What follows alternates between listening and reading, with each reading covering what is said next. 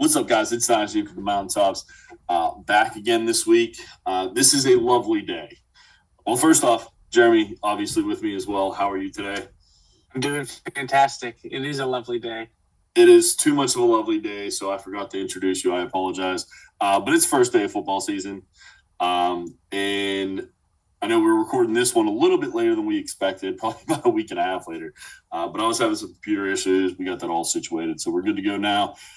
Who cares, though, because Dallas plays Philly tonight, and football's here, right? So super excited for that. We have, 5 months of football now? Yeah, something like we're going to have football on a television every weekend from now until mid-February. Pretty much every some juncture. Day. Yeah. And it feels like the playoffs already started in college, which was cool as hell last week with Ohio State and Texas and LSU and Clemson. So we're in the heat of it already, man. I'm excited. But for the NFL, excited to get it kicked off tonight. And what we're doing tonight is the mock starter draft that we meant to do last week. And then if we have some time at the end, we're going to hit up some predictions and hot takes for the season to come, getting us leaded into the Eagles Cowboys tonight. And then I think there's a game tomorrow too, right? Yeah, we have Brazil Friday. It's Chargers Chiefs, which should be one heck of a game. Another good game. And for anyone listening, obviously you're not going to hear this before Thursday. So we recorded on Thursday. So hopefully this will come out by Sunday. So we will see. So to get that started, we're going to talk about the mock starter draft. The format for this draft is a Dynasty League, obviously. 10 teams, super flex, full PPR. 1 quarterback, 2 running back, 2 wide receiver, a tight end, 2 flex, and a super flex, making it the super flex league, obviously. For the picks, we had 3 computer picks, so we had 7 live drafters, which was really cool outside of me, or including me and Jeremy. Jeremy picked at pick 3, and I picked pick 9. That's a lot of saying of pick there. So we're going to get started here. With the number 1 pick was my wife, and she took Josh Allen. Number 2 was Jamar Chase, and then number 3 was Jeremy. Yeah, man, I went into it, and if you recall our quarterback ranking episode, I had him higher than most. I'm going to go with Joseph Lee Burrow as my quarterback for the start of the Superflex. Look, I don't want to give it too many spoilers in the way that our episode's going to roll today. I just want to say that if we are ever going to see the greatest show on turf offensively, this is probably about the best chance we're going to see with this offense of the Cincinnati Bengals. So I'll leave it at that, and we can go from there as the pod goes. But I think it was a slam dunk for me to take Joe Burrow here. No, and that's a really great call. The greatest show on turf is 100% what this feels like. And you said he was number 2 in your rankings. He's number 2 on here too. So you're holding up to the ranks. I appreciate that. So yeah, then after me, we had our first computer pick. We had Lamar Jackson go, followed by Jalen Daniels. Pick 6 went our first running back of Bijan Robinson, followed by Jalen Hurts. Pick 1-8, we have Justin Jefferson, which leads us into the 1-9, which is our fearless leader, Mickey. I don't know about leader or not, but when Justin Jefferson got taken by the computer there, I was a little sad. But I decided to take Brock Bowers in the first round, and the reason for that is because he is a cheat code for a decade in a Dynasty League. I've been saying it for a while. He's 1-1 of 1 in tight ends, and honestly, there's not many players outside of quarterbacks that I would take above him because of the drastic difference between him and maybe Trey, and then everybody else. Trey McBride, that being. So had to go with Brock Bowers there. Moving after that, it was the pick that I would have taken if I didn't take a tight end, which was Jahmyr Gibbs. And Malik Neighbors went back-to-back on the snake there. So we're already in the second round. And then the other option that I had in the first round that I can't believe fell to the second, CeeDee Lamb was my second pick at 202. I was ecstatic about having Bowers and Lamb as my first 2 picks. Can't be too upset. Obviously, no quarterback, but The big ones were taken, and I think it's kind of muddled after that. So went with two studs to start out, and I was pretty happy. I like this. Yeah, I like the CD Lamb ad. Obviously, you went a little risky with the Brock Bowers in the first round. Supportive, of course, especially in this league's format, at the way the premium points are. But yeah, you roll the dice and you take the quote risk by not drafting a Neighbors in Lamb and skipping on them to grab a Bowers, and you ended up paying off. Because Neighbors was taken prior, and I think I'd take CD Lamb over Neighbors personally. So I think you hit the lotto here. Yeah, I was pretty happy about it, like I said. And then after that, it was the next quarterback in line, Patrick Mahomes, Brian Thomas, Amon-Ra St. Brown, Trey McBride went at the 206, which I was pretty surprised he went that early. Puka Nacua, and then Jeremy, you are up again. Yeah, drinking the Kool-Aid. It's been something that you guys have force-fed me. But drinking the Kool-Aid, I had the opportunity here to grab Alshon Jeffrey, and I did without hesitation. I liked him over the. I wanted to grab it back early, and out of the backs that were available at that time in a dynasty format, I wanted to rule with Jeffrey in that high-powered offense ran by Pete Carroll. I'm looking forward to seeing exactly what he does in that offense and how they utilize him and how much they utilize him in a good way. So I'm sorry. So, what was the reasoning between Saquon and Ashton? Because I know you like to see it first. So I was kind of surprised you did take Ashton Jeffrey. Happy because he's going to be a stud. But... I think in a redraft or in a dynasty, I would take Jeffrey in this situation here because I think he is going to be the stud, and if he's going to be in that offense. Let's not ignore the narrative here that Saquon Barkley eclipsed 2,000 yards rushing last season.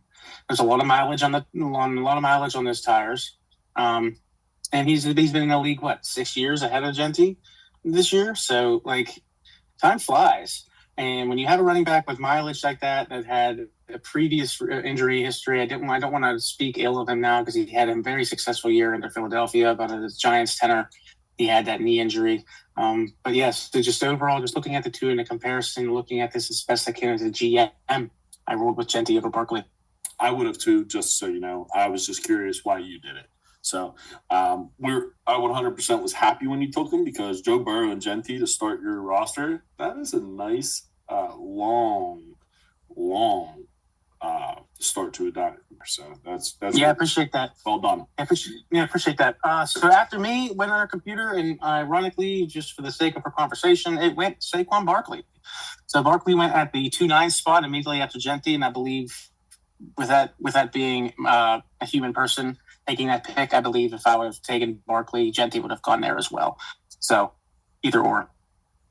And then rounding out round 2 is Nico Collins being drafted by your wife. And then she double backs and grabs her second quarterback. At the 3-1, Caleb Williams.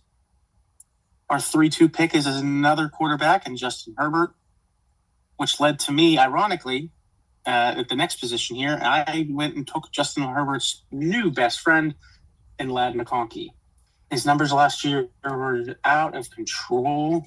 I believe he's a bona fide wide receiver one in a offense that has a very good gunslinger quarterback. Now, the offense tends to be a little bit more of a rush-heavy offense, which is fair, but there is going to be passing and now in rush-heavy formats. And then if I'm going to have a wide receiver for a rush-heavy offense, I want the wide receiver one. And that's exactly what Ladd McConkey is. I think he is a PPR machine, and I think he's going to pick up right where he left off last year, and he's going to be Justin Herbert's right-hand man. Yeah, in a PPR format, I think this was a great pick because there is no other target monster. Well, let me rephrase that. There was no other target monster on this team until Keenan Allen joined the team. We did this draft before the Keenan Allen pickup, though, so target monster is all you can really say about Ladd McConkey because there's no one else there who's going to ask for that ball as much.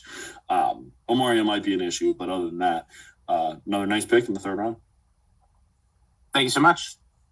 And after me, it was so we kind of sandwiched Ladd McConkey with two quarterbacks. So prior to me was Justin Herbert. Post me at the 3-4. We picked back up at Bo Nix. Our 3-5 was Drake London, followed by Devon Achane. And we go into back-to-back quarterbacks once again.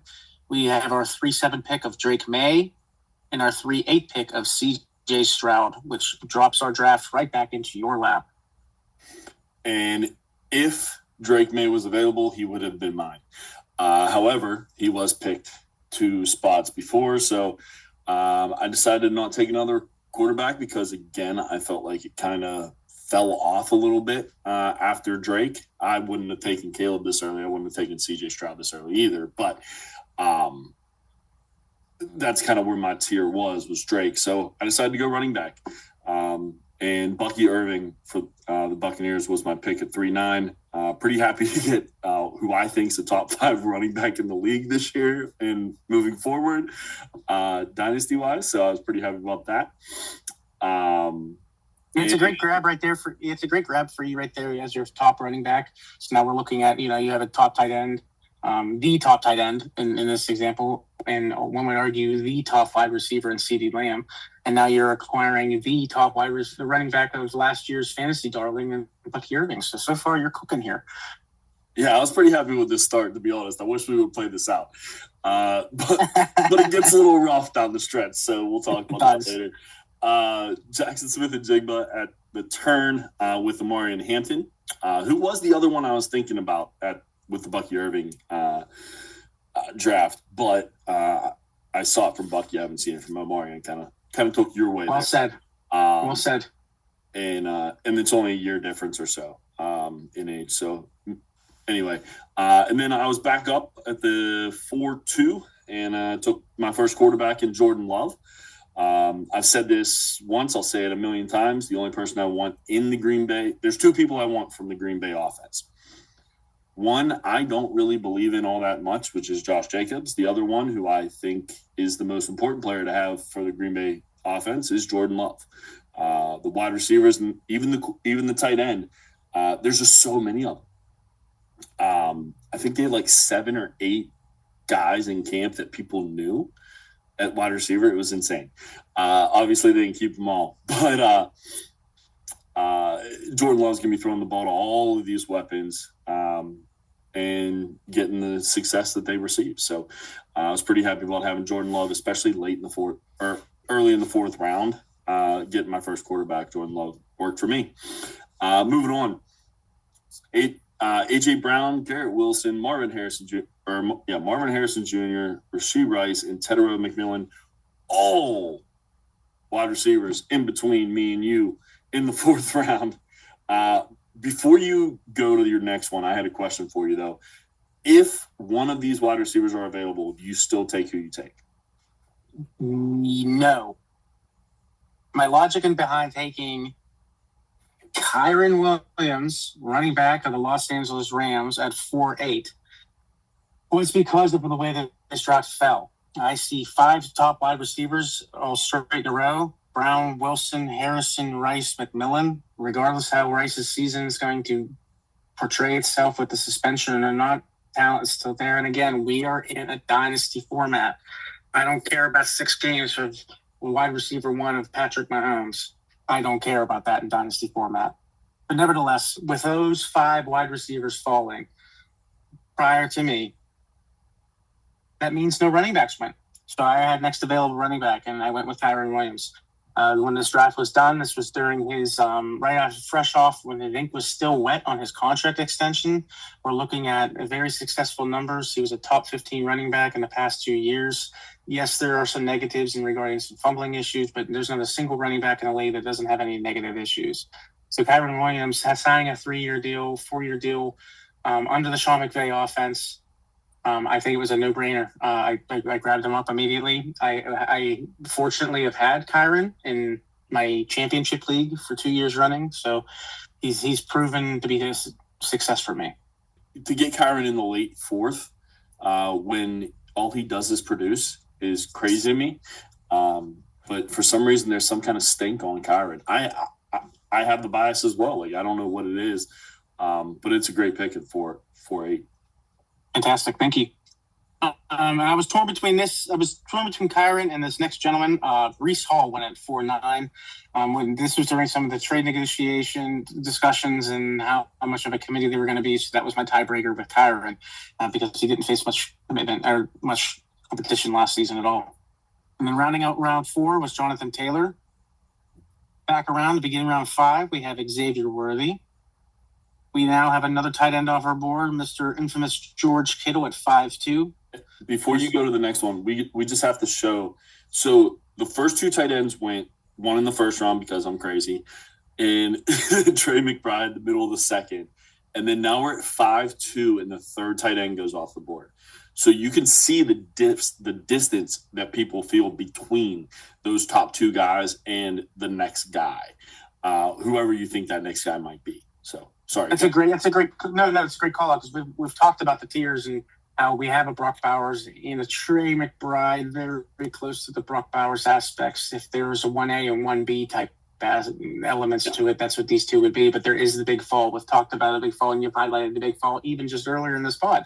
So I'm glad you called that out because it clearly shows where we're at here. And again, no knock on the other tight ends or this decision. It is George Kittle who does have a history of injuries. So we do have blemishes on these upcoming tight ends, the following ones that get drafted as well. So there is a gap for several reasons between Trey McBride, Brock Bowers, and the rest. Also, I think after this pick, you start to see those tight ends start going because once one domino falls, kind of like the quarterbacks, it just starts to trickle, right? So you'll see a few more of these tight ends coming the next round or 2 because they're all grouped in around the same area, but there's only so many of them, and you need to grab those guys because at least you're not behind the 8 ball when you have that guy as a starter, like a George Kittle. So, sorry, you've been waiting on this pick long enough. Go for it. No worries. So I wanted to go a little bit running back heavy. That's how it kind of fell into me with the way Genty was going and the way Kyron fell post running wide receivers. So with the way that the snake fell, only one wide receiver fell since then, and those wide receivers didn't excite me at 4.8, so they're not going to excite me at 5.3. Who is going to excite me? Mr. Christian McCaffrey. Once again, I understand he has the blemishes of his injury history, but there are running backs out there that have more injury history and more missed games than he does that tend to be held on a higher pedestal. I'm looking at you, Breece Hall. I'm looking at you, Kenneth Walker. I'm looking at you, Jonathan Taylor. But these individuals are missing more games. Christian McCaffrey's problem is he misses them in chunks rather than the 3 to 4 games here and there, 2 to 3 games here and there. But nevertheless, Christian McCaffrey has proven time and again that when he's healthy, he is a bona fide running back 1 in the league. And I have this fall right into my lap.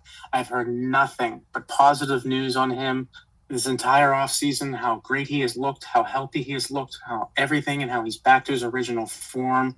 And if I'm hearing from 7 or 8 San Francisco 49ers that Christian McCaffrey's back in Christian McCaffrey form, that is enough for me to take him at the 5.3.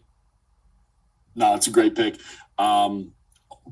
I probably would have taken the next guy just because it's a dynasty league and I'm infatuated with him. But I 100% understand taking CMC right there, especially after having Genty and Williams as your 2 starters for the future.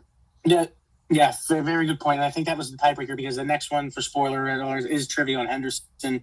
I got Genty, the early one, and I didn't want to go too running back rookie heavy, just because you never know. You never know. And I rolled that dice on Genty. Good.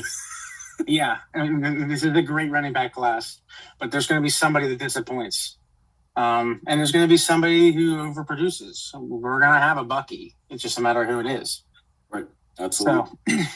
So, nevertheless, it goes Henderson at 5.4, followed by another quarterback, J.J. McCarthy, 5.5. Sam Laporta. Travis Hunter, our unicorn, goes at 5.7. Devonta Smith.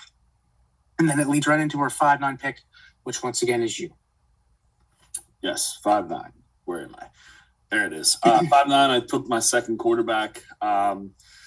This was kind of just I have to take him. He's probably my favorite player in the league, Kyler Murray. But also stacking Jordan Love and Kyler Murray back to back, like in the 5th and 6th round, or the 4th and 5th round, not a bad way to start a draft in my eyes, especially with who I got prior. So I was pretty happy about that.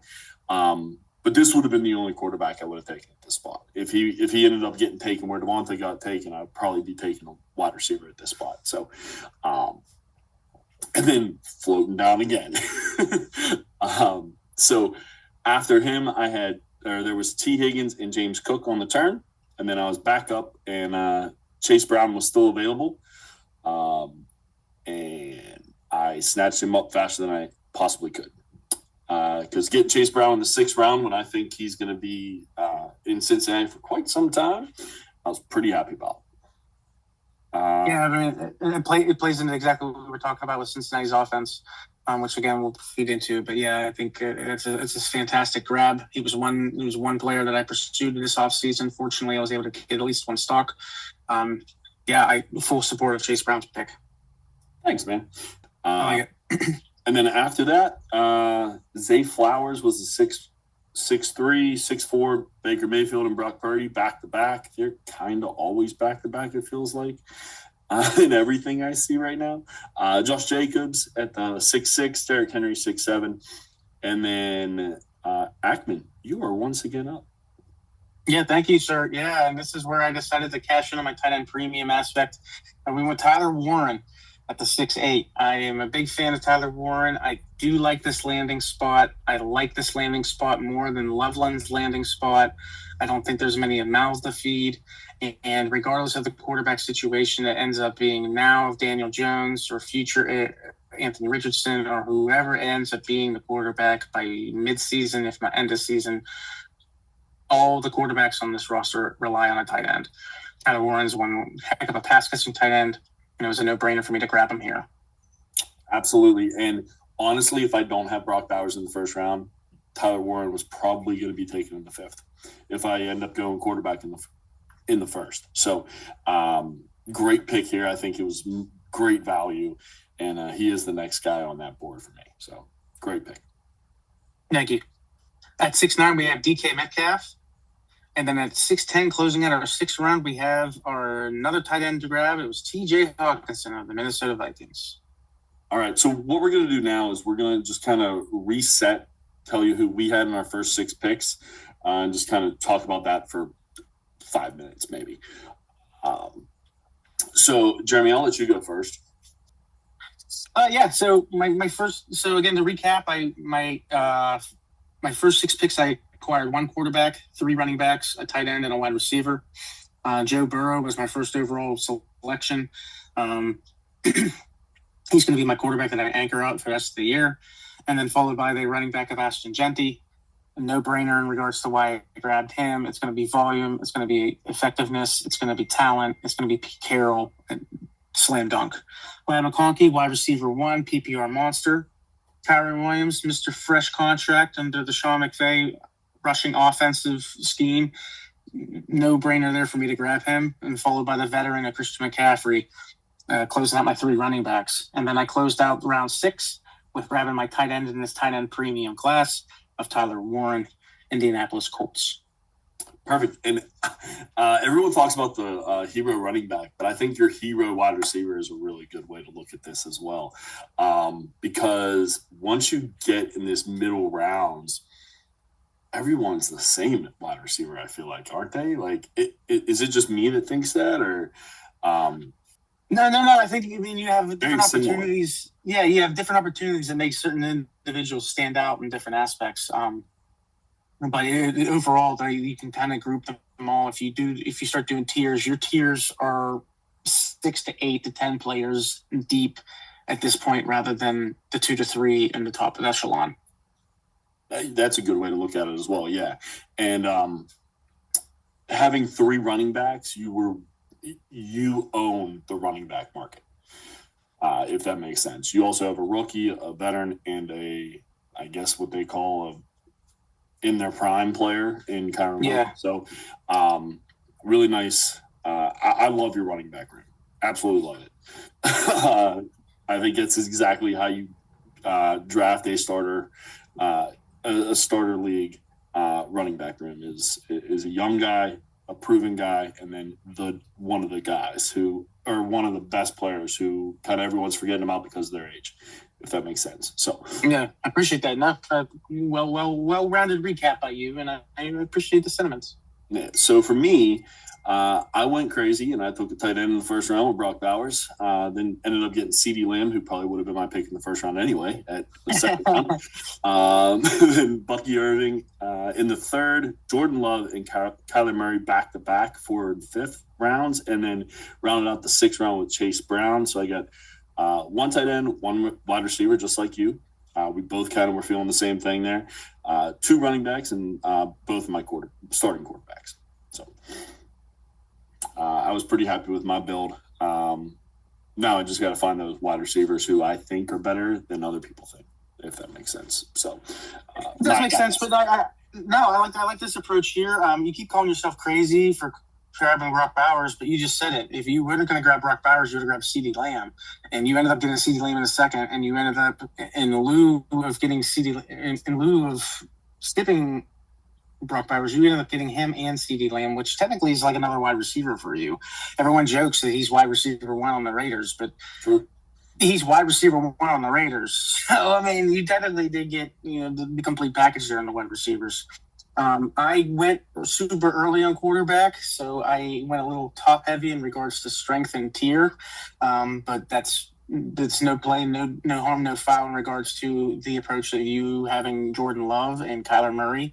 I have a stock in each one of them, and it's 2 separate dynasty leagues, so I'm a big fan of the way that they can go.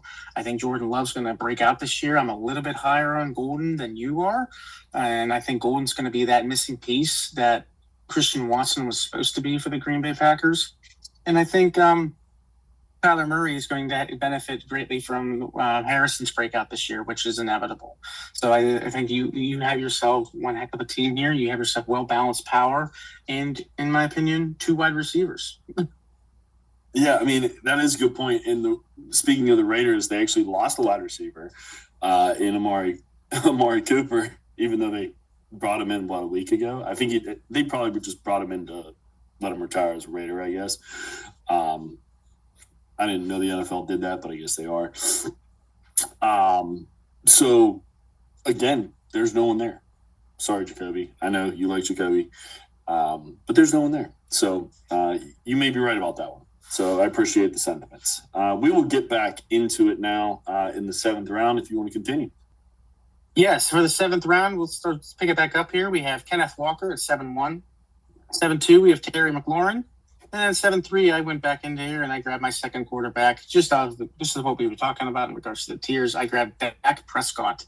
A little bit higher in age and a little bit polarizing of a quarterback in regards to some of the fan bases, but Dak Prescott has himself some of the best weapons in the league, and a dog and a tight end. Jake Ferguson, CeeDee Lamb, George Pickens, who I'm extremely high on this year. And he has not necessarily an attractive backfield, but a backfield that has hands. So I think Dak Prescott's going to have one heck of a year this year. Yeah, the defense got a lot worse.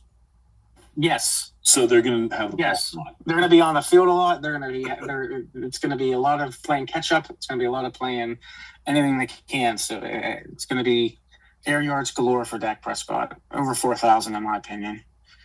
Following Dak Prescott, we have Quinshawn Judkins, Emeka Ibuka, Trevor Lawrence, Rome Odunze, and R.J. Harvey as the following 5 after my pick, which puts us right into pick number 7.9.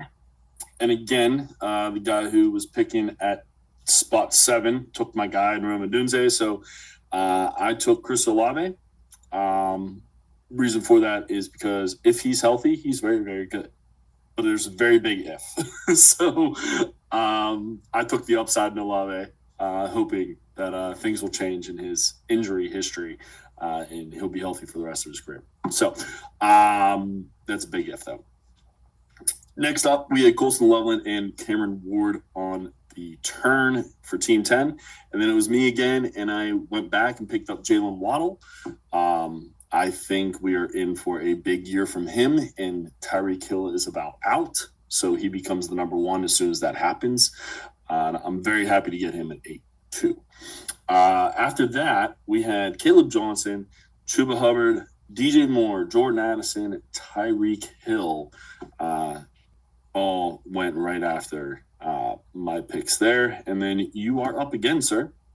Yeah, and it fell to me, and I am a big advocate of the dynasty, redraft, fantasy, whatever you want to call it, stack. And George Pickens, one of my most touted ones in this offseason, fell right into my lap after just drafting Jack Prescott. So as quickly as you pulled the trigger on Chase Brown, I pulled the trigger on George Pickens and made him my second wide receiver that I have drafted as a part of it. And again, capitalizing on my stack by having both Dak Prescott and George Pickens. Yeah, and I cannot reiterate you saying how much you are believing in George Pickens as a Cowboy. You've said it weekly on this show. So for those of you who this is your first show, go back, listen. It's all Pickens for him, man. He has him very, very highly touted. And to get a player like that, how you feel about him at 8-8, another nice, well done, sir. Thank you. Following Pickens went Jared Goff, and then Jameson Williams closes out round 8. Round 9 begins with Matthew Golden, so we have a back-to-back wide receiver to close out our snake corner, followed by Alvin Kamara, and then falling back into my lap at 9-3, I grabbed Justin Fields. I am a fan of Justin Fields this year. I don't want to say he's MVP caliber type quarterback, but I do believe that we are going to see his best statistical year this year as a Jet. I full-heartedly agree that having Garrett Wilson there is going to be a huge security blanket for him. I'm a big advocate of Mason Taylor this year, and they have a very deep running back room that we are seeing after all this talk of trade talks and committees and everything in between. It's come to highlight that the Jets running back room is solid as well. So by having Justin Fields, you have the rushing offside as a quarterback. You have his passing capabilities. I'm all in on Justin Fields this year. Yeah, me and you both. I don't know what his future holds, but for 1 year, he's going to be a stud. Full agreement. After Justin Fields, our next 5 were on Joe Mixon, David Montgomery, Michael Penix, Mike Evans. Mickey snaps his finger at the 9-6 Mike Penix, and then 9-8 Cam Scatterbo. So now we are rolling into our 9-9 with Mickey now realizing Penix is gone. Yep. This time it was the 6th person who was our former co-host here, Jimmy. Was nice enough to grace us with his presence on this one. And then I just kept going with wide receivers because I don't have any before this. So I went with Davante Adams. To have a player of Davante Adams' caliber at 9-9, kind of surprised he was still there. So jumped to grab him. Mike Evans, if he's available, I probably would have taken him as well. So not necessarily my first choice, but obviously those 2 options were gone. So Davante was my guy. Moving on. Bryce Young and Jerry Jeudy were the turn for Team 10. And then I came back and I got our rookie. I say our rookie because we both absolutely have been. That's fine. I'll share him. There's plenty of love to go around. Yeah, man. Golden locks and that one eye paint. And Mr. Jackson Dart, who the more I watch, the more I'm like, how long's Russell got? Like, even if week he plays 5. okay. Like, week 5 is where I'm going with it. I'm hoping week 5. I did not expect the changeover or him to succeed in preseason. Yes, it's preseason, but I didn't expect him to look like he does in preseason and in camp, like he does already. I thought it was going to be a slow burn when we made this draft, but now very happy that he's my third option because who knows what Kyler's future is from what everyone else is saying. I think he's still good, but we'll see. And Jordan Love's pretty secure in Green Bay. But having that third quarterback, I usually don't do this, but I wanted to try something different. So, and get a third quarterback semi-early. So next up was Isaiah Pacheco, Dalton Kincaid, Luther Burden, Jaden Higgins, and Cortland Sutton to bring us back to you, my man. It's fine, yeah, right on. And I'm going to take my third wide receiver here. I'm drinking the Kool-Aid this year on Ricky Pearsall. Look, I think he has a lot of potential here. I don't like the wide receiving room in San Francisco, not because of the talent, but because of the health. No one can stay healthy in that team. Like the running back room, with the exception of Christian McCaffrey, has had issues all preseason, and everybody, with the exception of Ricky Pearsall, has had issues on the wide receiving team. We've had calf issues. We've had Ayuk. He's not been able to come back at 100% yet. And I don't know if he's going to be back at least for the first quarter of the season, at least 100%. So I think this is Ricky Pearsall's time to shine. I think it's his team to run with. I think it's still George Kittle's going to be a wide receiver 1-esque, 1B, but I think Pearsall has the potential to take the 1A spot in San Francisco. Following Pearsall, we have James Conner at 10-9. Mark Andrews closes out our 10th round. And then the 11th is Brian Robinson, not to be confused with Bajan. There's been some funny viral videos with people making Brian Robinson a mistake. But yeah, I don't want to make that mistake here. That is a bad move when he's now the backup. This is a caveat for the Brian Robinson pick. When we did this draft, Brian Robinson was still the number 1 in Washington. Correct. Yes. So that's why he was picked so high. Yeah, that's why he was picked. Probably is picked a lot lower at this point. Yes, because that's the caveat. Yes, good call out, because he was picked ahead of the following 2 running backs of DeAndre Swift, and then my pick at 11-3 of Travis Etienne. There's been so much negativity toward him this offseason. New coaching system, he's going to be gone. His name has been all over the trade rumors. Yet nothing's happened. He's looked fantastic in preseason. And now all of a sudden, everybody wanted that next Bucky Irving type running back under the Cohen offense. It might be here. So I'm going to take that risk, and I'm taking all the shares I can in Travis Etienne. Man, I've been saying it myself, just like you just said it now. Travis Etienne reminds me of what they did with Bucky last year. The Travis Etienne that I know from Clemson, when he was untouchable, that's what they did with Bucky last year. So, I think regardless of position, I think it carries more weight than what people want to admit. When he was said stud in Clemson, who was his quarterback? Yeah, T-Law. Yeah, thanks. That's what I thought. So I just wanted to make sure, his current quarterback is going to have a say in the future of Travis Etienne. And I can't see them punting on Travis this soon. I mean, they've been together for so long. They were in college together. They ended up getting drafted to the same team. Mm-hmm. I think a year apart, but to the same team. Yeah. And they've been on the same team since. Yes, very rough years, but very Burrow Chase vibes. Like that I don't downplay that. I don't want to say that it's a carry-all, but I don't downplay that college camaraderie, like the Troy Franklin and Bo Nix. You have even I like it deep enough that I could even tell you, Kate Stover, the tight end for the Texans, was from Ohio State. So you have CJ Stroud's connection there. So I don't downplay that at all. So big fan of that, and I think he has a lot of ground to carry, being T-Law's buddy and everything in between. So yeah, I'm looking forward to what ATN does this year. Following him, we have Brandon Ayuk, Jalen Reed, tight end Tucker Kraft, Tyrone Tracy, and then pick 11-8, we have Trey Harris, which follows back into you. And I ended up grabbing one of my darlings, Josh Downs, 11-9. Another number who I think is the number 1 on the team in Indianapolis. I know everyone's worried about the quarterback situation, but this is Dynasty. Eventually they're going to find the quarterback. I promise. Maybe. Because it's been a few years. And then Team 10 gets Kyle Pitts and Khalil Shakir.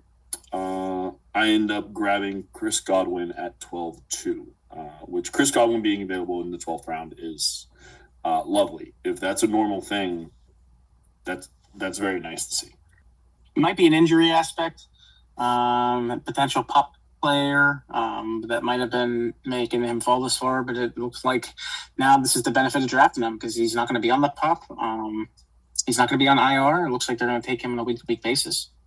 Yeah, maybe it was the worry about Emeka Ibuka being there and showing out and possibly taking over the number 2. I think people forget whenever people get hurt, whenever players get hurt, that they were really good when they were healthy. So we'll see what happens. But there's been a lot of negative talk over Godwin on the offseason, so that could be another reason. His stock has fallen a little bit. Next up was Travis Kelce at 12-3, Tony Pollard, Sam Darnold, another quarterback. And then another tight end at 12-6 with David Njoku. And Zach Charbonnet brings us back to you. Yeah, 12-8, I grabbed Calvin Ridley. Look, when we're dealing with the tight wide receivers that we have at this point here, you're dealing with vets and you're dealing with rookies and you're dealing with a little bit of in between here. Calvin Ridley to follow me to 12-8 with being the bona fide, undeniable wide receiver 1 on that team. And the numbers he was getting last year with Will Levis and Mason Rudolph were enough to sustain him to being a top 25, top 30 wide receiver in Dynasty. Now we're going to have Cam Ward, who I know we're looking into this being an unproven aspect, but we're looking into Cam Ward already being an upgrade. And the reports out of camp and what we've seen so far out of preseason have been fantastic. I'm running with Calvin Ridley here. Yeah, and I heard a stat today.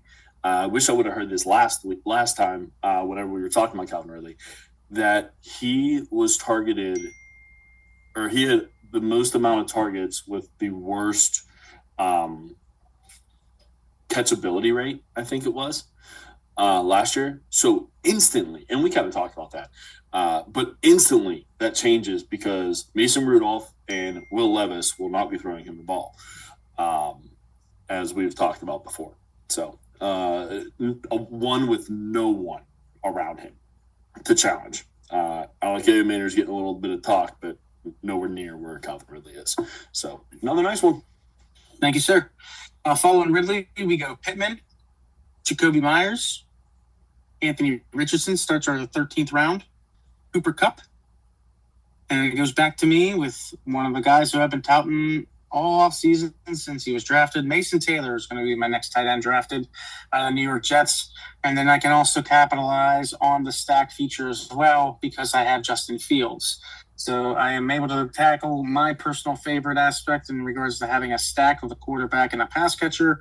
And I get probably my tight end darling for this draft class, and Mason Taylor. And I'm very pleased to grab him at 13-3. Yeah, no, I mean, young tight end, going to be the number 2 pass catcher probably on this team if you don't include the running backs.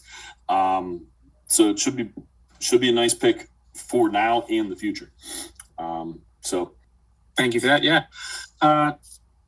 Following me at 13-4, we have Aaron Jones, Rashal Tutin, Keon Coleman, Frey Benson, and then right before you, Mick, I know this one probably got you all chapped as well. Jack Beck goes at 13-8. Well, actually, the pick that got me more jacked was the Keon Coleman because I've been talking about him for a year and a half, and then the guy who is supposedly my best friend ends up stealing him from me. So, well done, Jimmy. It's the second time Jimmy's got me too, man. This is rough. Be careful who you share intel with. Yeah, right. Exactly. He's taking this intel and taking it to heart, man. Mm-hmm. But I was ecstatic with who I ended up getting. Yes, I wanted Keon Coleman. Yes, I wanted Jack Bash. However, looking at what's going on in Las Vegas right now, I'm kind of happy it didn't happen. But Jawan Jennings, who I think is the number 1 there, everything I hear, he got paid. So I got a feeling that injury, quote unquote, might feel a little bit better shortly. That's my guess. I could be wrong. I'm not a doctor. But that tends to happen with wide receivers, especially running backs as well. So Getting who I think is the number one until Brandon Ayuk is healthy at the 13-9. Pretty happy about that. So that was a good little grab there for me. Moving on, Kyle Williams, who again is kind of like Jack Bash and falling apart, apparently. But before, he was one of the darlings of this rookie class that everyone was talking about. Then we had Jalen Warren at the other side of the turn there to start round 14. And I came back and got my rookie darling, who I've talked about plenty. Him and Jack Bass probably are the two guys, right? In Jaden Blue. Just because of the opportunity. I think he's going to end up starting at some point this year. I have no faith in Javonte Williams either being good or staying healthy at this point, and Miles Sanders is dead to me. So Jaden Blue was the take there. Moving on, we had Najee Harris, Isaiah Likely, Deebo Samuel, Evan Ingram, Marvin Mims, and you are up with someone I thought was going to fall to me in the next round. Yeah, I wasn't going to let him. This is somebody who you and I are both – it was kind of like the Spider-Man meme. You and I both were like, hey, I like Rashid Shaheed. So when he had him at 14-8, it was a no-brainer for me to take him. I think Olave is still the wide receiver one there. The talent's there, but Olave has missed some games due to some head injuries. And Shaheed has that explosive, I'm going to get 14 points on one play type caliber player. So having him close out my wide receiving room, I was very pleased to get. Following Shaheed to close out our 14th round, we have DJ Giddens. And then Tua Taglianova closed out our 14th round as a quarterback. I'm trying to name that. Trying to do his name. Yeah, thank you. To start our 15th round, we have Javonte Williams drafted, followed by tight end Johnny Smith. And then one of my guys who I have been a big advocate for, who I think we're going to see the torch pass this midseason, and Jordan Mason falling to me at a 15-3. I like Aaron Jones. I think he is a fantastic talent. I think he has had success, and I'm not rolling him out for the rest of the year. But I am going to roll him out by the end of the year as RB1 for the Vikings. Jordan Mason was signed a 2-year deal, $7.5 million. His caliber of type runnings were off the charts for his first few weeks in San Francisco before he got hurt when Christian McCaffrey was out. There's a reason why they brought him in. There's a reason why they signed him. I'm looking forward to seeing exactly what he can do this year. Yeah, I think he's the future of the Minnesota Vikings running back. Unless Aaron Jones gets hurt, he is a good back.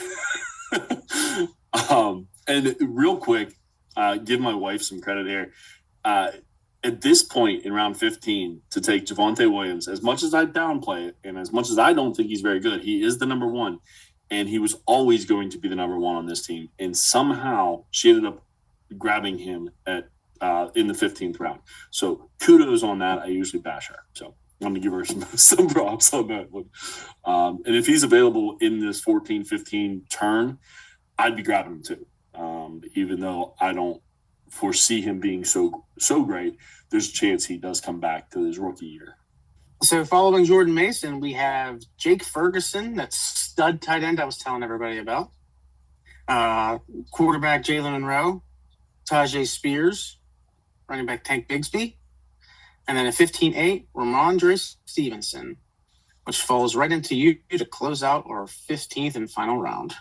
Yeah, so my last pick, we only did 15 rounds. I don't know if I said that or not. But yeah, my final pick in this mock draft here was Dylan Sampson. I believe he's going to be the number one in Cleveland, at least until Quinshon Judkins signs his contract. We don't know what's going on there. He's going to be suspended probably because of the altercations outside of NFL.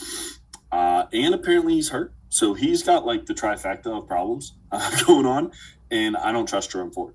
So again, I think Jaden Blue and Dylan Sampson, both upside plays that I believe are going to be starters at some point this year and in the future, both have that opportunity. So at this point in the draft, before we close out here, at this point in the draft, I'm looking for upside. At this point in the draft, you want to find the players who obviously aren't going to start for you, but have the opportunity to absolutely crush a week, in my eyes. This is where I find those players. A little bit later on is where I find the depth and try to find like who are going to be the bye week guys that I can get. But right now I'm trying to find those not hammers, but a 1 week hammer, if that makes sense, to kind of cushion, because in the first 10 rounds or so, you already have your core, if that makes sense. So now you're trying to find, okay, where can I get that little pop? And I think the players that we've been picking here kind of have that, especially in the Rashid Shaheed pick. So, and then to round out the draft here, Mr. Irrelevant, as we like to say in all drafts. However, now he really is irrelevant. And Isaac Grinda. Like, I see what you did there. Well done. What's that? How is Mr. Irrelevant? Yeah, I mean, he's the number 3 in his own team now. Like, he got replaced by not Bijan, but by Brian Robinson, who should be a starter, by the way. I don't know, whatever. Yeah. Austin Eckler being a starter is really funny. He was not drafted in this, by the way, but he's old. So that was fun. Did you kind of take a look at all the teams and kind of see who you thought might have the best one or anything like that? We did the day of the draft, but top of my head right now. Yeah, I'm looking, and there's a lot of different builds, which is what I like to see, because you kind of get I can pinpoint each for, like, I like person A's quarterback's the best, but I like person B's wide receivers the best, but I like person C's tight ends the best. So it's kind of all over the place. And again, looking at this 3 weeks later, it's kind of fun. Mm-hmm. Yeah, I will say to see exactly like what would be different. I will say Honey Badger has had a really good draft. Baker Mayfield is his number 3 quarterback. So in my eyes, I'm looking at already Jalen Hurts or Baker Mayfield are probably going to get traded on this team if Drake May succeeds like I think he will. And you're going to get a haul for one of those 2 players. So also with Brian Thomas, Garrett Wilson, and Travis Hunter, Chuba Hubbard and Tyrone Tracy, Tony Pollard, that's a little bit rough at running back. But I really like this build where it was wide receiver and quarterback, and that is it. And he got some studs.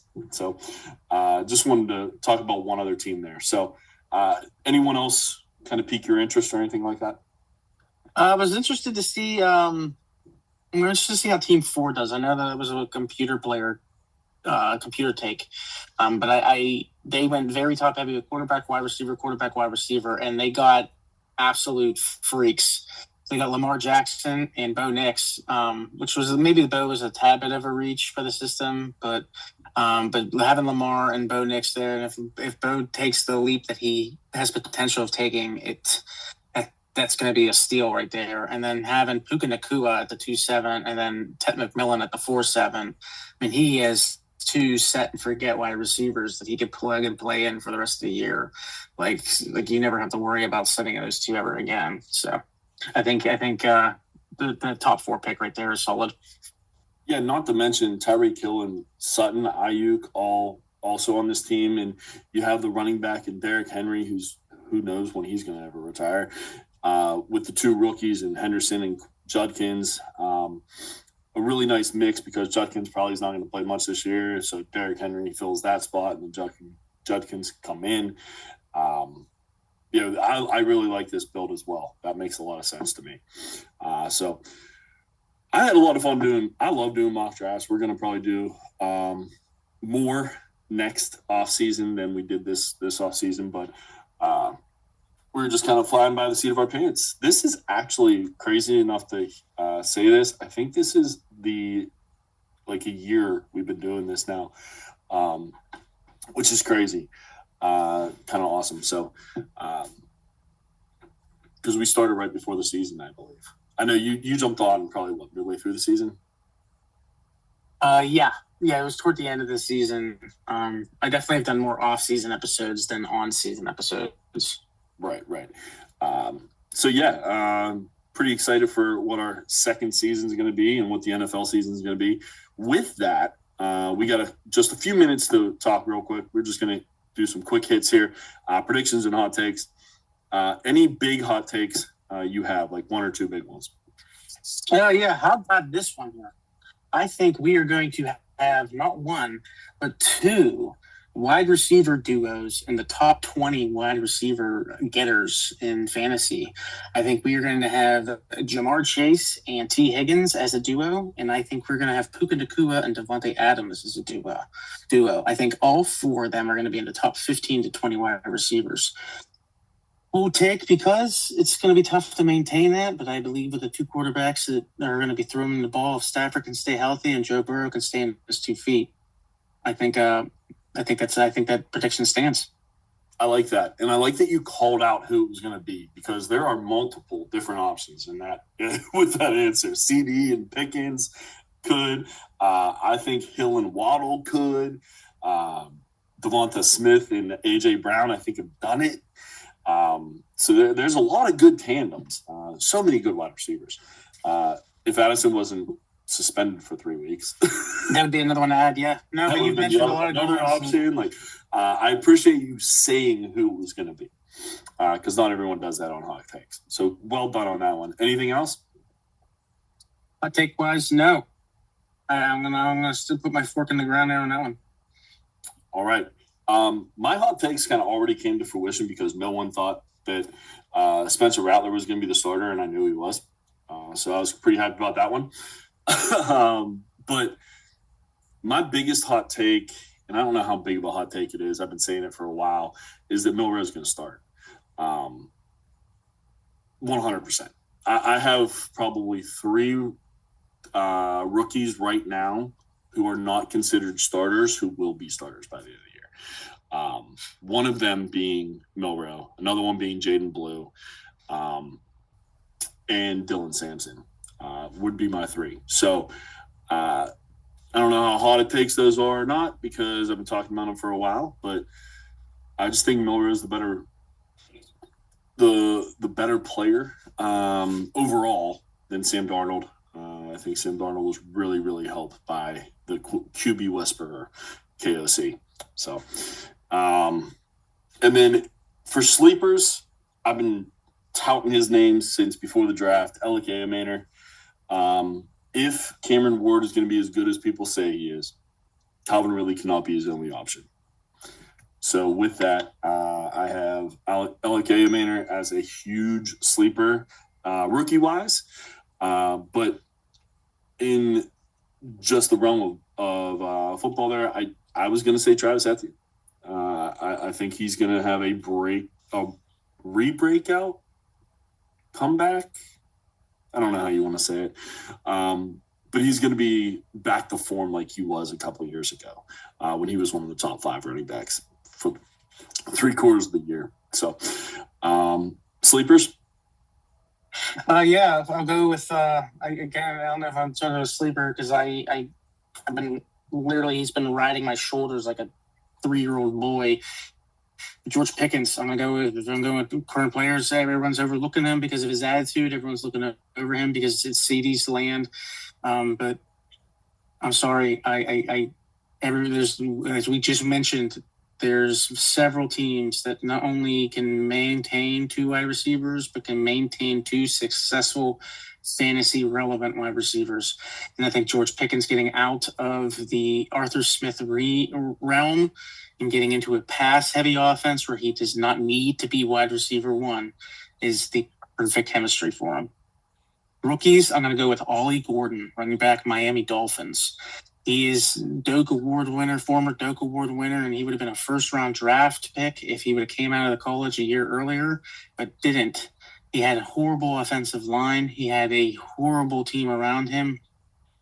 It took a couple steps back, and then which ultimately led to him taking a couple steps back. I think Miami stole him in the 6th round, and I think with the way that the injuries have fallen already in Miami's running back room, Ollie Gordon this week is going to have some substantial playing time. His had a small minor surgery. He's out till about week 5 or 6.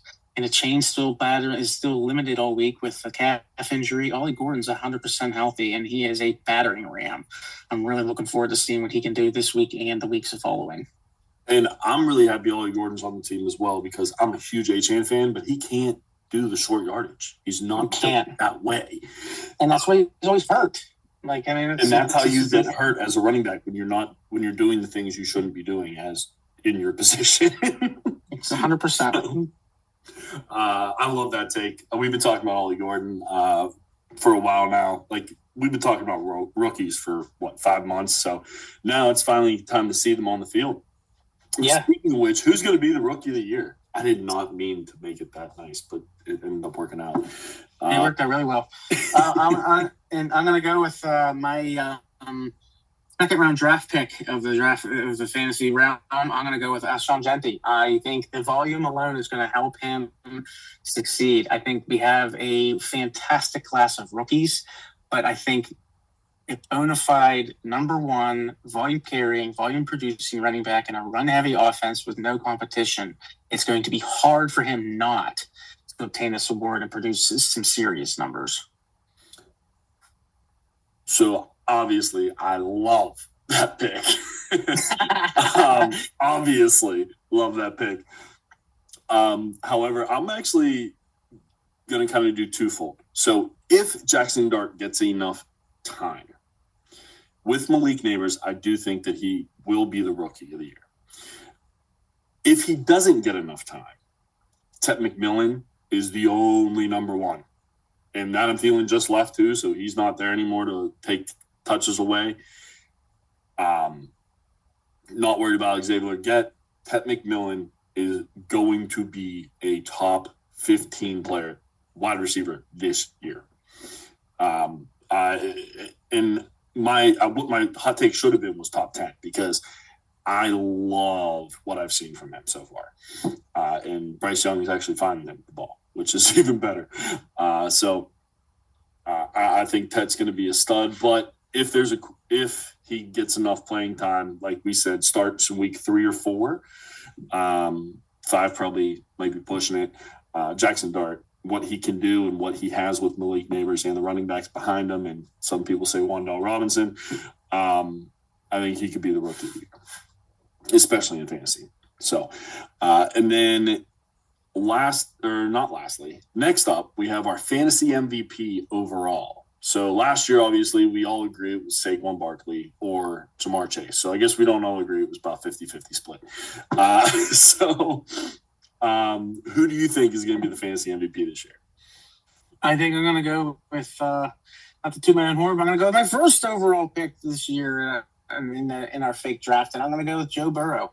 Look, I kind of teased it earlier. I think that we are in for an absolute treat when it comes to the Cincinnati offense. Now, this is why I try to do my best not to be biased to Steeler fans and to the Steelers in my local thing, because I don't want to miss, by being biased to the Steelers, what is right in front of us in our division. Not only Lamar Jackson, not only Myles Garrett, but the way that the Cincinnati Bengals offense is formed, it's going to be one hell of a year to watch them produce. We got T. Higgins, you got Jamar Chase, you got Burton that's coming into his own, Yoshivas, who is a triathlete. You have Chase Brown, who we've talked nothing but highly on this episode and previous ones. I am really looking forward to seeing how this offense of the Cincinnati Bengals produces. I don't care about the defense. I don't care about wins or losses. I'm not talking about that. I'm talking right now. The offense of the Cincinnati Bengals is going to be must-see TV. And if I am going to grab anybody in that offense, especially looking at a universal aspect of a redraft, dynasty, superflex, 1 QB, I'm taking the absolute ring general of that front line, and it's going to be Joe Burrow. He's going to get the passing yards. He's going to get anything that he possibly can require, and the man is an absolute possessed. All right, I love it. I'm just happy as a Pittsburgh Steelers fan they have no defense at all, at all. So that's a positive. But yes, you're 100% right. That team is just so loaded on offense, and they found a better running back now too, in my opinion.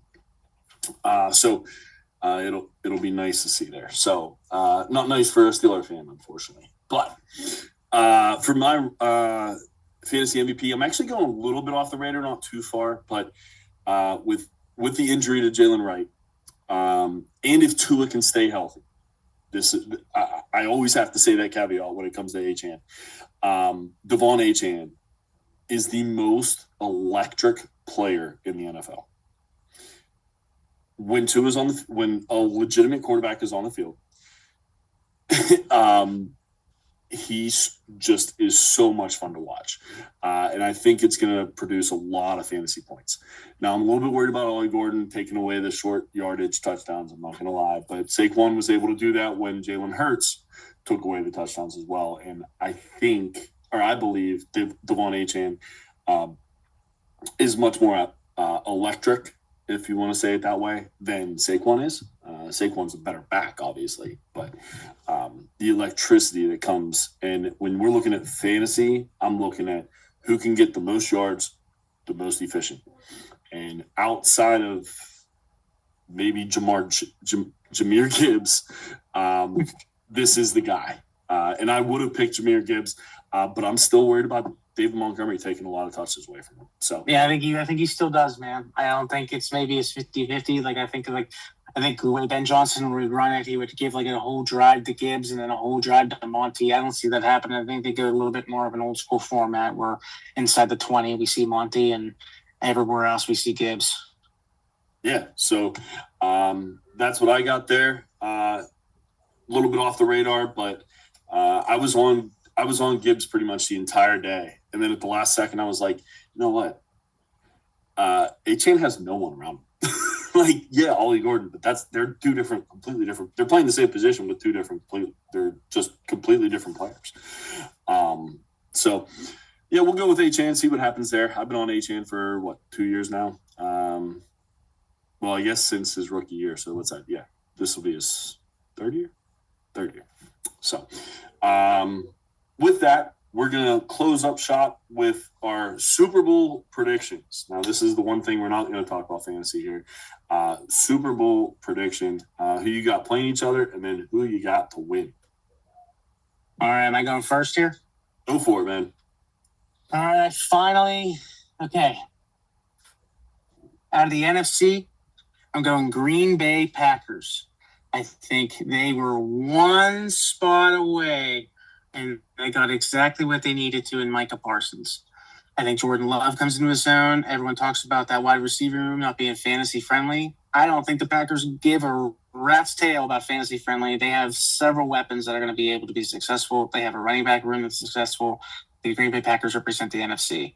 Out of the AFC, I think they finally clear the hurdle, and it's the Buffalo Bills. I think Josh Allen is successful enough to lead the team past the Chiefs, past the Bengals, past the Ravens, and the Bills that represent the AFC in the Super Bowl. Out of the Boonham, I think it's finally this year. I think it's the Buffalo Bills winning the Super Bowl behind Josh Allen. I'll go with Buffalo Bills 24, Green Bay Packers 17. I love it. I don't have a score, by the way. I'm not that smart. I pulled that right out, so I think you could do it too. But I like it, man. Josh Allen needs the ring, so I love it. Hopefully it happens. For me, I'll start in the AFC. Obviously, the Steelers.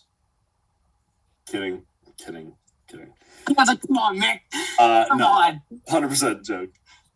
But since I am a Steelers fan, I do think Lamar chokes in the playoffs, and it's not going to be who everyone else thinks. So I actually believe it is going to be the Buffalo Bills. I'm not sold on KC anymore. Hopefully they take a step back so that Josh Allen can finally beat them in the playoffs.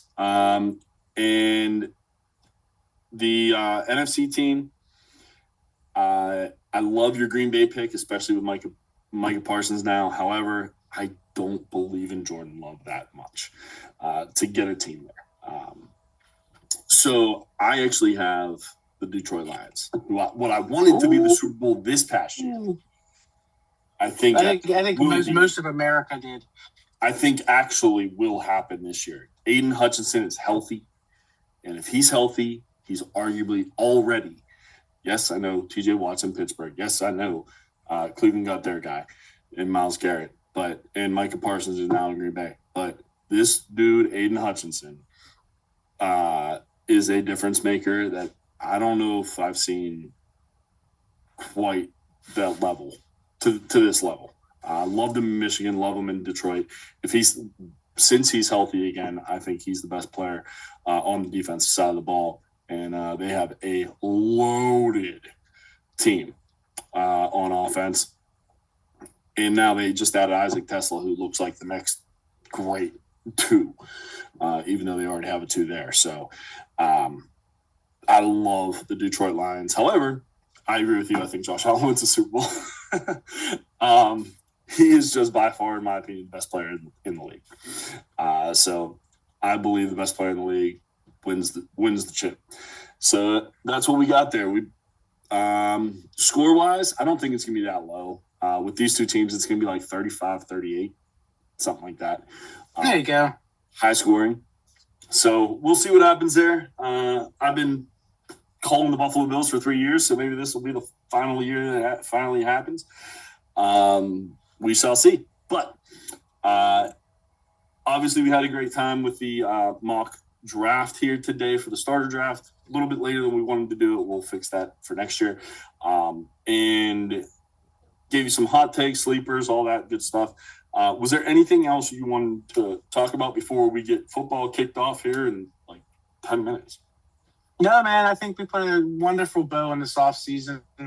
Regardless of the timing of what we did for the draft, I think we capitalized on a lot of aspects, a lot of weapons, a lot of Inuits, and I'm pleased with the way this offseason went, and I could not explain into words in the English language how excited I am for the season to start back up. Oh, yeah, it's going to be a blast. I'm excited. We're going to talk about it every week here. We'll be giving you some flex options as our halftime instead of just talking about one player. So that'll be fun to kind of dissect a little bit more as well. But for Jeremy, I'm Mickey. This has been Dynasty Mountaintops. Check us out on Podbean, YouTube, and Apple. Our socials at dynastymttops, Dynasty Mountaintop, Blue Sky, and X. And email us at dynastymttops@gmail.com for any comments, concerns, questions, stuff you want to have us talk about on the second half. Because the first half we'll be talking about the games that were. So, again, for Jeremy, I'm Mickey. This has been Dynasty Mountaintops. You guys have a great week. Enjoy some football. Yeah, amen. Let's go.